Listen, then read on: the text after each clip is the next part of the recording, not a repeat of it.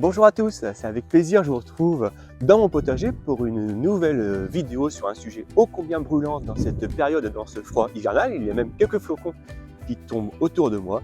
Eh bien, je vais vous parler de la cendre. Alors quand on fait un potager, c'est pour avoir des bons légumes savoureux, goûteux, bien développés. Et pour réussir cette culture de nos légumes, on va rechercher systématiquement et constamment à améliorer notre sol, à l'amender. Dans ce cadre-là, la cendre est fréquemment citée. Moi-même, depuis de nombreuses années, je n'hésite pas, sur la période hivernale, à mettre quelques poignées de cendre dans mes carrés potagers. Cependant, cette année, j'ai décidé de ne plus du tout mettre de cendre dans mon potager. Et je vais vous expliquer pourquoi dans cette vidéo. Allez, c'est parti. Alors si l'on parle de la cendre comme une ressource pour son potager, son jardin ou voire même son poulailler, il est important de parler que de la cendre d'un bois qui n'est pas traité ou qui n'est pas verni, qui va amener des éléments toxiques pour notre sol, nos légumes ou nos animaux. Autre point important, c'est de ne pas utiliser également de la cendre brute. Ce que j'appelle de la cendre brute, c'est de la cendre qui n'a pas été tamisée. Si comme moi, pour allumer votre cheminée, vous utilisez des cagettes, il va être important de tamiser la cendre pour retirer tous les excès d'agrafe, les excès de charbon de bois qui n'ont pas été brûlés. Pour ma part, moi j'utilise deux tamis. Un premier tamis, on va dire plus grossier, qui va retirer une grande partie des agrafes, une grande partie des impuretés. Et puis un second tamis avec des grilles beaucoup plus fines, cette fois-ci qui va vraiment affiner la cendre pour une utilisation optimale de la cendre, quelle que soit l'utilisation que vous souhaitez en faire.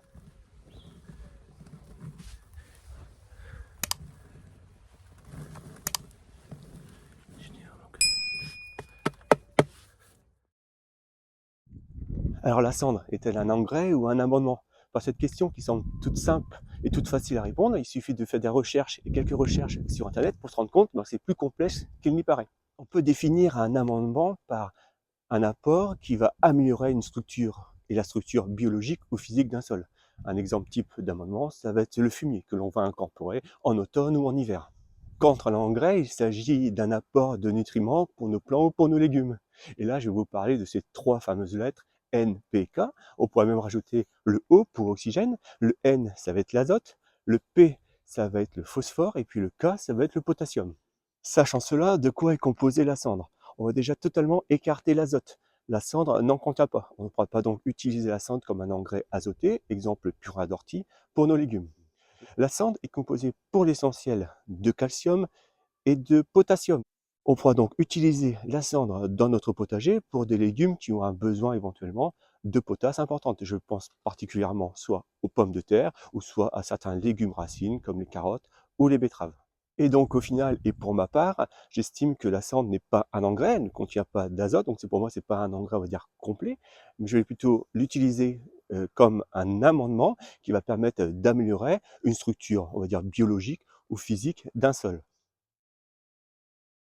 Le pH, c'est le potentiel hydrogène qui va mesurer le degré d'acidité d'un sol sur une échelle qui va de 1 à 14. Plus on tend vers le 1, plus le sol sera acide. Plus on tend vers le 14, plus le sol sera calcaire. Un sol, on va dire neutre, correspond à un sol qui tourne autour de 7 sur l'échelle. Le pH est important pour notre sol et pour le développement de nos légumes, car c'est le pH et l'acidité ou la notion de calcaire qui va déterminer en fait l'apport de nutriments pour nos plantes et nos légumes. Par exemple, avec un sol trop acide, certains éléments nutritifs ne seront plus disponibles pour nos légumes. Je vous montre un tableau dans lequel il récapitule un certain nombre de légumes avec différents types de pH du sol et vous voyez un petit peu dans quel environnement ces légumes se plaisent le mieux.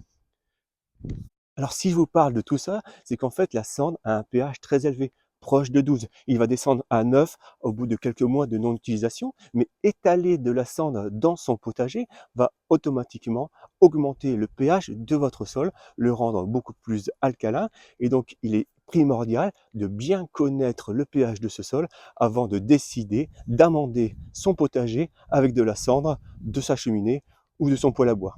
Enfin, pour terminer sur cette notion de pH, le pH idéal d'un sol pour un potager va tourner autour de 6 à 7.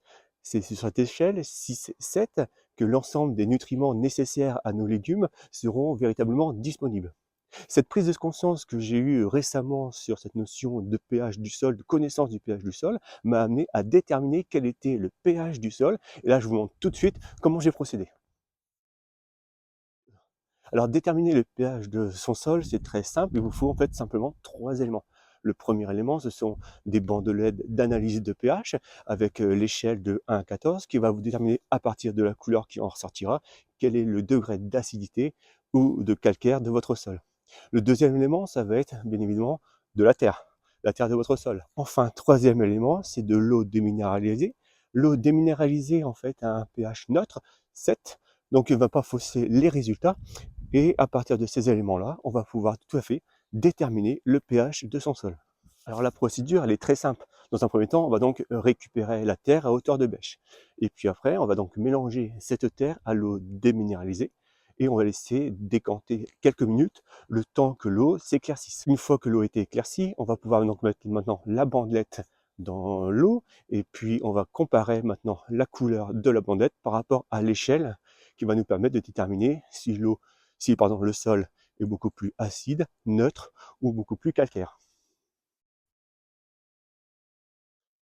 Alors qu'est-ce qui ressort de mon analyse? C'est que j'ai un pH du sol qui tourne autour de 7,5, 8. Donc j'ai un sol assez calcaire.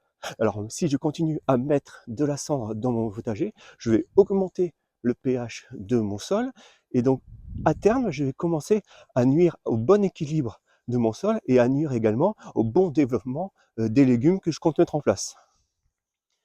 Alors je vois 4 conséquences négatives à l'augmentation du pH de mon sol par l'apport de cendres qui ne serait pas du tout, on va dire, justifié ou maîtrisé. La première conséquence sera que les nutriments seront plus difficilement dissous et donc plus difficilement absorbables par nos plants et nos légumes au détriment de leur bon développement. La deuxième conséquence, avec un pH beaucoup plus élevé et donc moins acide, c'est que le développement de la vie fongique, les champignons qui sont nécessaires aussi à la bonne vie, à la vie du sol, sera perturbé par un pH élevé. Et donc ça va être également au détriment du développement de nos légumes dans notre potager. Troisième conséquence, si l'on n'y prend pas garde, c'est la formation d'une croûte qui va asphyxier le sol.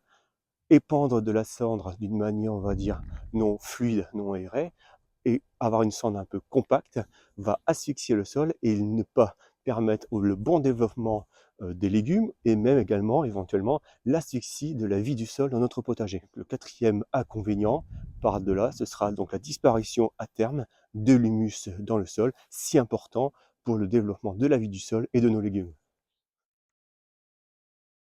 Et donc au final, qu'est-ce que j'en retiens pour ma part?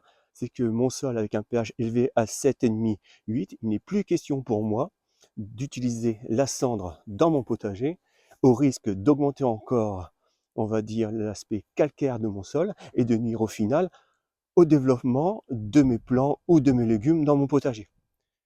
Alors vous allez peut-être penser, qu'est-ce que je vais faire de ce surplus de cendre? Deux solutions viennent à moi immédiatement. La première solution, ce sera l'utilisation de la cendre pour ma pelouse. L'utilisation de la cendre dans la pelouse va permettre de limiter le développement de la mousse. Mais moi, la cendre, je l'utilisais essentiellement pour mon poulailler, puisque j'ai la chance d'avoir des poules. Et dans mon poulailler, elle va me servir donc pour recouvrir la surface de mon poulailler qui va permettre de limiter éventuellement l'impact de parasites ou l'impact d'odeurs liées aux fientes de poules. Et puis vraiment à très faible dose, ça va être une utilisation également dans l'alimentation puisque la cendre à très faible dose est comestible et donc ça va être également bénéfique pour mes poules dans la lutte des parasites qui éventuellement peuvent embêter la vie de mes gallinacés. Et vous, que faites-vous de la cendre et du surplus de cendre dans votre potager, jardin ou votre poulailler?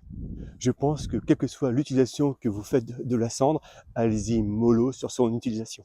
Dans la nature, tout est une question d'équilibre et l'équilibre est très fragile. Donc faites très attention à l'utilisation de la cendre. Il n'est pas question pour moi de vous dire quoi faire et comment agir. Chacun est libre, bien évidemment, dans son potager de faire comme il le souhaite. Mais faites attention à cet équilibre si important au bon développement des légumes et de nos plantes dans nos potagers, jardins.